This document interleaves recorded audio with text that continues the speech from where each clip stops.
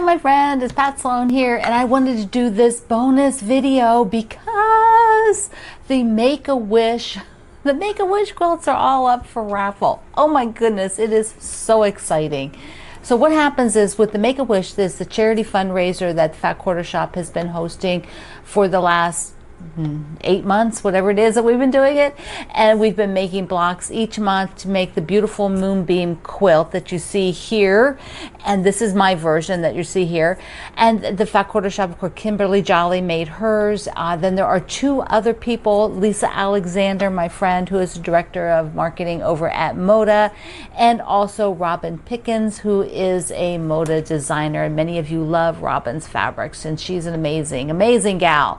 And so their 2 quilts are up for auction. So there are 4 auction quilts, which is just so incredible. We really love to get that pricing up for the Make-A-Wish, because the more that we can fund it, then the more wishes for the children that can happen.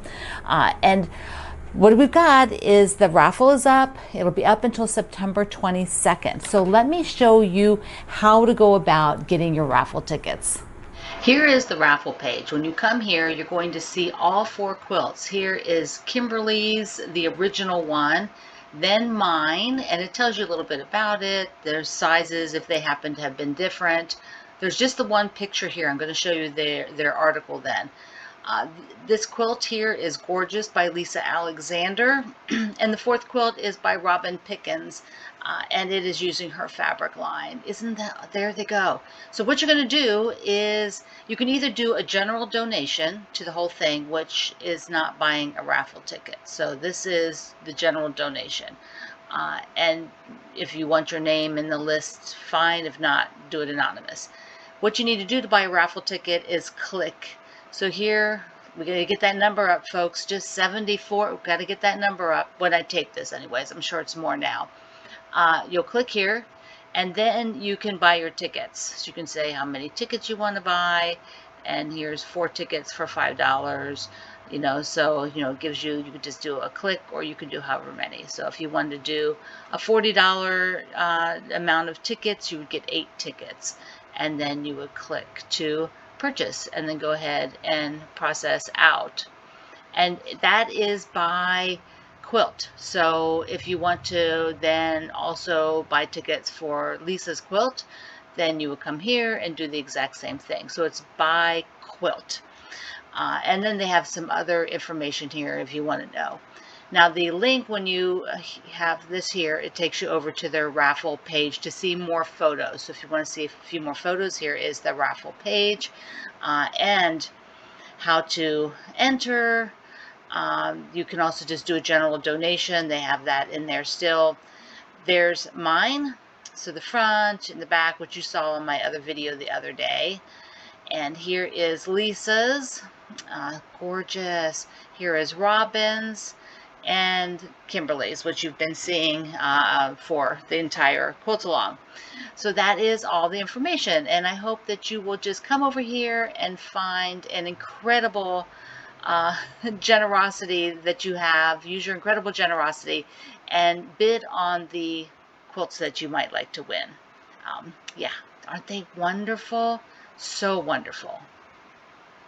And it's as easy as that. So you can go out and pick a ticket for each of the quilts that you want to be entered for, and then the Fat Quarter Shop will contact the winners and ship the quilts to you. All the quilts have gone to the Fat Quarter Shop, so they have them in their possession right now, and they will ship to the winners of the raffle. So the raffle is so incredible. We are really all so grateful, because it raises more money to have a raffle than an auction, because more of you have an opportunity who feel like you can put $10 or $20 or $40 towards this, that's your charity amount that you want to give, versus the auction. It's like one person puts a larger sum of money.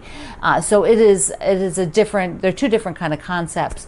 And it seems that last year, when they were able to figure out, because there's a lot of legal reasons that have to go with raffles, which have to do with the state's gambling laws and things like that. So raffles are not as easy to run. You have to get all the legal stuff proper, and they were able to find a way to do that last year with Make-A-Wish, because you're also dealing with this other organization. So there's just a lot of behind the scenes technical things that have to happen. But it raised more money last year when the auction happened than it did when we did a raffle last year, it raised more than the auction. So this has been just an incredible thing for bringing wishes to very ill children. So I hope that you go out today and buy your tickets. Yes. All right, while I'm here, because I have a little video going on, I might as well do a few other things. I am going to cut the sashing that goes between the pairs. So that is this fabric here. And that's not used yet in the quilt, but I'm going with the way Joanna did her original, which you can see here. Oh, I'm trying to bend the book. Do you see here? So you can see on there that there is the sashing between the verticals that is a slightly different fabric, than the backgrounds that she used. So I'm just going with that same concept, and this is one of her fabrics, so it works perfectly with her all of her fabrics that are used in there. And so I'm going to do this today. I'm going to do that now. But the other thing I want to do is I am just dying to make a couple of these blocks. And so what I'm going to do is cut a few of them from this Christmas fabric. Did I keep the name of this Christmas fabric? What is the name of this? This is a layer cake I got. Christmas in the Cabin. Because I also, when I ordered afterwards, because I knew then, after I got the layer cake, I'm like, okay, so I ordered some of the pale pink, the ballerina pink, right? Looks like ballerina pink, the mugs. And then I ordered another piece of this, which probably, I'm thinking this may end up being like a little pillow, but I may have to use it in the blocks. I'm going to do the crib size, which is the smallest, because I have a place I can hang that, and it's just a nice accent size. It will be 38 by 51, that size. But I need a background, and that size takes 1 1/4 yard of background. See, I also could order a bit more, so I could make it a bit wider if I wanted, which I probably do. I'll probably get a little bit more of something to add, one of the fabrics to add, make a little border around this. But I need a background. I need a background. And I've been using my backgrounds a lot, and I have like a lot of this one, which is kind of, this is from Paradise Park, and it has the floral, which I think would be kind of neat because you're not actually seeing a lot of it, but it'll give it that sort of movement so it won't read solid. But I thought, let's look in my bin of lights and see if I have a little bit more than a yard of something else, because that's the key. It needs to be a little bit more than 1 yard. And so I have this stuff. This is my sort of main basics that's not solid. I have solids. I don't want to use solids. I want to use something else. So in here, like I have, okay, so like this. I have Blossom with red, and that's not bad. That is not bad. So look at this.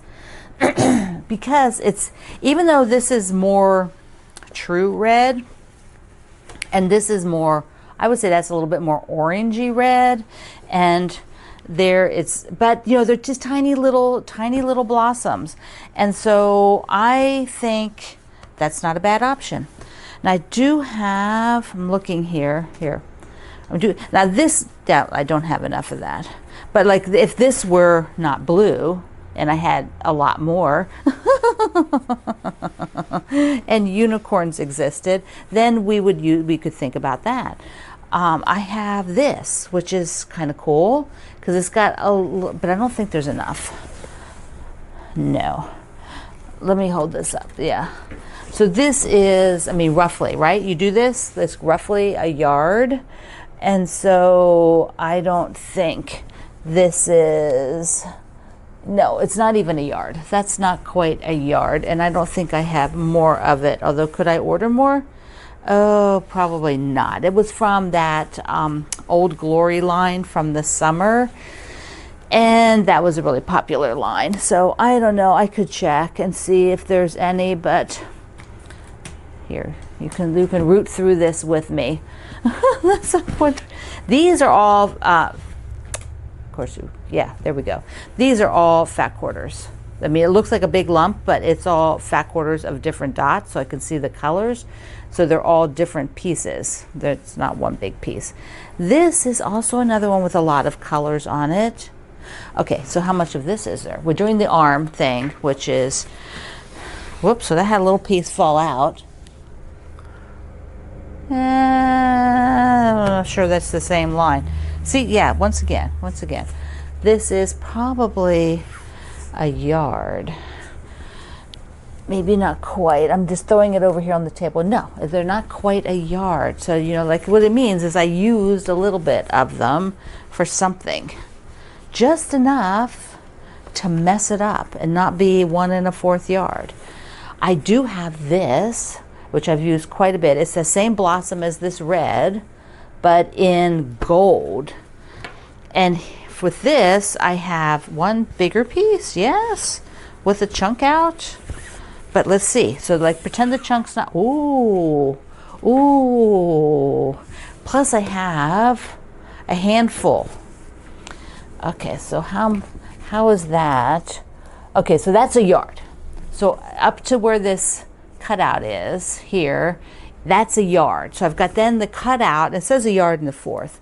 So I've got the cutout and this handful. I probably could make that work. Plus this is a basic, so I could order a little bit more. But the goal is to try to use some of this, right? So, I mean, that's why we have these little bit bigger things. So buying, when you want to buy like these basics, okay, look again. When we want to think about buying these basics, maybe 2 yards is something to keep on stock. If you're like, yeah, I want that on stock, you know, then 2 yards might be good. Is this also that color? No, this one's gold. This one's kind of like a copper that I have most of, and this other little piece is like gold. But if push came to shove, I could probably make that work, and I wouldn't even notice, you know, really. There's silver. See, it also comes on silver, which is just beautiful, but I only have a small piece of that. Okay, so I think that is, it's either this or this, of if I want to have what I own that's got not a ton of pattern, because these are a lot of patterned fabric here, a lot of novelty print stuff, you know, like the trees and the presents. I'm all upside down here. Hey, come on. Yeah, see, like so much of this is just novelty that I don't want to have a background that's got, you know, too much novelty. There's also a lot of repeats in here for the sheets, so they'll be repeated in this pattern. Okay, real quick, I'm going to go make one block. While I'm doing that block, I'm also going to cut the 4 strips between the pairs, and I have yardage of this. So I am going to do length of fabric. That way I don't have to piece anything. If I went width of fabric, you know, on the end here, it's not long enough. And so I have plenty. I have like, you know, here we go, the yardage thing, right? So I have like 2 yards of this, and I need like 52 inches. So there's a chunk cut off the end here. So I'm not going to use that end, right? The chunk, how big a chunk? Little chunk cut off of there. I could, it's plenty, but I could cut from this end just so that all of the chunk stuff is off the same end. Okay, so I'll cut from this end, and that way that other side is clean, right? Do you think like that? You got one clean side, you know, there's no pieces coming out of it. And so basically I have to go along here, and I will get almost the exact, I'll get a little bit past what I need, and then I'll come back and measure it specifically, and then I'll cut as deep So I'll cut one big rectangle first, and from that I will cut the 4 strips. Cut the big rectangle a little bit wider, a little bit longer, so I have a little wiggle room in case I didn't quite do it right, and then I will do the fine-tuned cut after that into 4, and I'll show you when I'm done. If I can find the clicker. Okay, I did two of the blocks from that pattern. Where is the pattern? Hold on. Here it is, Plot Twists by my buddy Andy Knowlton. They break corner. So they actually end up, yeah, here we go. They'll end up being set like this, which is on point, and they're just so cool. She has it in 1, 2, 3, 4, like 5 sizes. So it tells you, how many things. She also has it in here if you're using like a fat quarter, how to cut from a fat quarter versus a layer cake. So I'm doing the 1 layer cake, which is 38 by 51 and uses 32 of the pieces. And then I'll probably do I just measured. I'm going to put it in front of, in the dining room, in front of the one shelving. So there's 2 of them.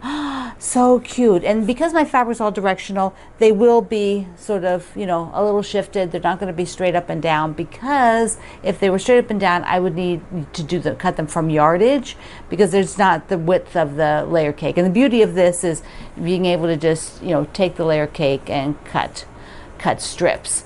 So, so cool. Okay. And then I got the strips done. The strips are in between there. So here we go. Like here they are. Here they are. Got the strips. And I will sew that. I think that same strip is going to be like a inner border, and then I'll use that floral for the outer border. Okay, my friend. I hope you enjoyed this little bonus video. It's a little bit shorter. The bonus videos are just information, extra information to get it out here a little bit quicker than waiting. And please buy some raffle tickets to support Make-A-Wish. It is such a great organization, and the quilts are so fantastic. I hope that, I just love all the different versions. It's so fun to see them in four different ways. So I love you. Mwah. Thanks for being here in the Sloan Zone. Oh, and it's lucky Friday the 13th. I'll see you on live.